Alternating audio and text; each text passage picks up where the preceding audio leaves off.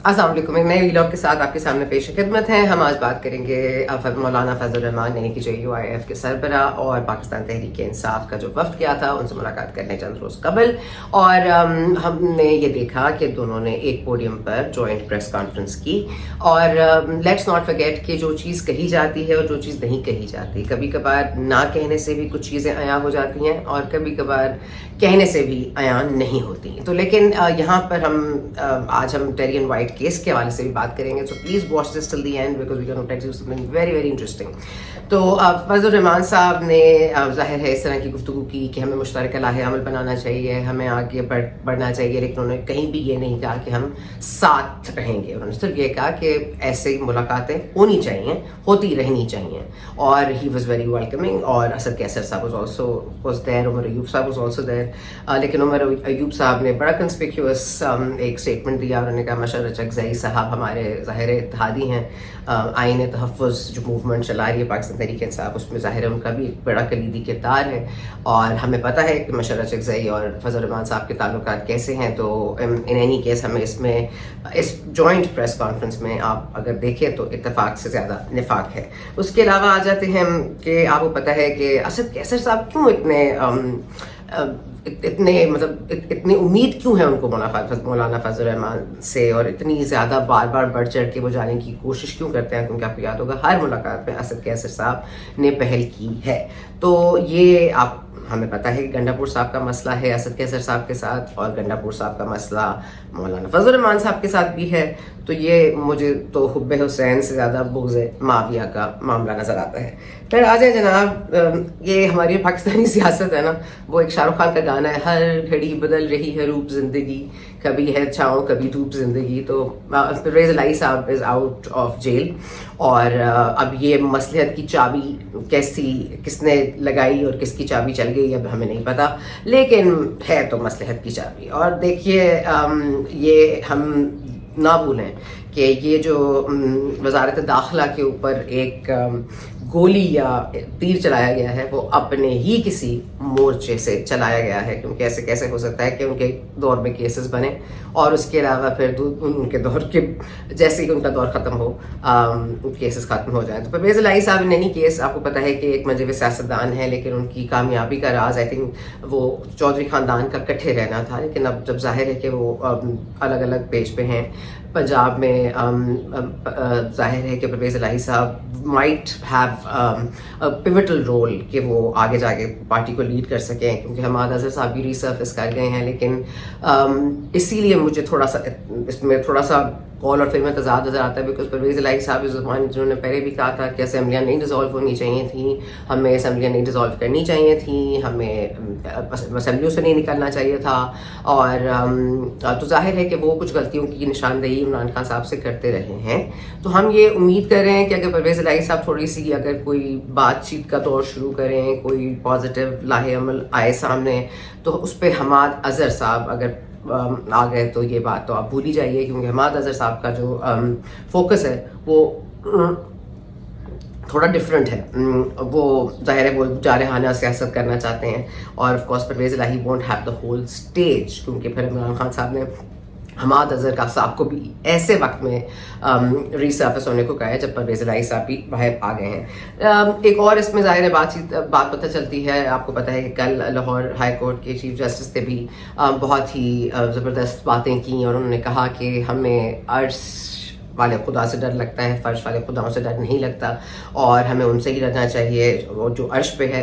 और हमने उसके अलावा ये कि हमने अपने केसेस में हमने किसी की बी टीम नहीं बनना, which is a very good point. और अगर ये अदालती जो फैसले जो केसेस बुनियादी तौर पर बनाए जाते हैं सियासी बुनियादों पर, जिनके वाकई प्रोसिक्यूशन नहीं हो पाती, तो ये एक अच्छा लाहे अमल है, क्योंकि अब कोर्ट्स भी ज़रा अपनी डिसीजंस में फर्म हुई हैं। और ये आई थिंक बड़ा एक क्लियर मैसेज है जो कि क्या है फ्रॉम लाहौर हाई कोर्ट की चीफ जस्टिस से।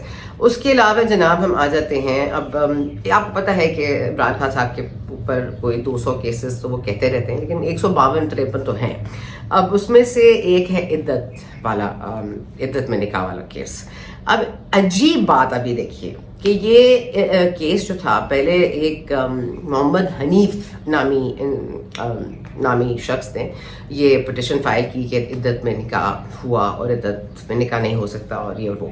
تو محمد حنیف صاحب 2 دن ان کی پٹیشن چلی, پھر تیسرے دن ایسا پتہ چلا کہ وہ ان کے جو وکیل تھے محمد ساجد صاحب, تو محمد ساجد صاحب جو ہیں وہ عدت کے نکاح والے کیس میں بھی وکیل ہیں اور ٹیرین وائٹ والے کیس میں بھی وکیل ہیں. تو بات ہو رہی تھی ٹیرین وائٹ کے معاملے کی, تو اس پہ ہم آتے ہیں, لیکن عدت والے معاملے میں پہلے محمد حنیف صاحب جنہوں نے پٹیشن دائر کی, اس کے بعد ان کو لگا کہ محمد حنیف صاحب کوئی نامی شخصیت تو ہے نہیں, تو محمد ساجد صاحب نے پھر خاور مانکا صاحب کو آئی تھنک اس میں انوالو کیا, اور ان کے وکیل بھی محمد ساجد صاحب ہیں. محمد ساجد صاحب کی آپ کیا بات ہے, مطلب آپ خوبصورتی دیکھیے اس کیس کی کہ محمد ساجد صاحب عدت میں نکاح کے کیس میں بھی وکیل ہیں اور وہ ٹیرین وائٹ کے کیس میں بھی وکیل ہیں, اور اسلام آباد ہائی کورٹ نے ظاہر ہے جب ایڈمسبلٹی کی بات آئی تو انہوں نے اڑا کے رکھ دیا ٹیرین وائٹ کیس کو. انہوں نے کہا بھائی مطلب دس از مطلب آپ کو یہ نہیں اٹس انڈمسبل, اور آپ کو پتہ ہے کہ عدت والے نکاح کے کیس میں بھی فیصلہ محفوظ ہو گیا ہے.